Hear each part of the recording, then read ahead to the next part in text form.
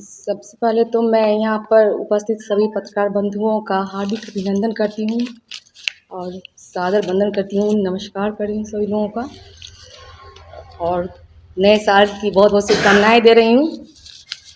और मैं आपको अपना परिचय बता दूँ, मैं मेनका कल्याण पूर्व मंत्री पीएचईडी माननीय श्री रामप्रीत पासवान की पुत्रवधू और स्वर्गीय श्री कौशल किशोर कल्याण की पत्नी हूँ।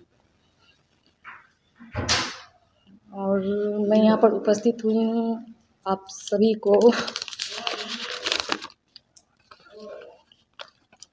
का परिचय लेने के लिए, आप सभी को जानने के लिए। आप सभी पत्रकार बंधु तो बहुत हमें जानते नहीं हैं।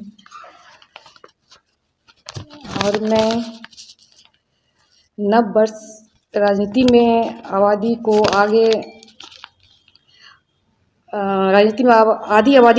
आना होगा ताकि महिलाओं को उनका वाजिब हक मिल सके। यद्यपि केंद्र सरकार द्वारा महिलाओं को राजनीति में हिस्सेदारी के लिए 35% हिस्सेदारी का प्रावधान करके एक उल्लेखनीय कार्य किया गया है।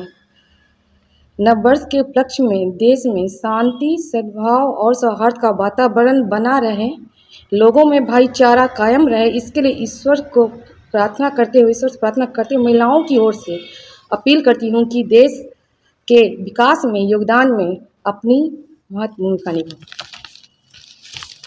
सर मेरे पास तो अभी जो है ना, अभी फिलहाल तो पापा है, तो अभी हम ऐसा कर नहीं सकते हैं। जब तक पापा है, मतलब मेरे ससुर जी माननीय विधायक जी रामप्रीत पासवान जी, तब तक तो हम नहीं आएंगे आगे।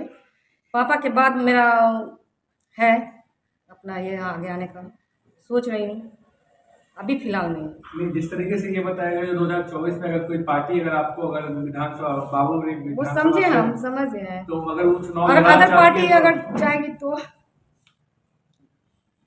कोशिश करूँगी।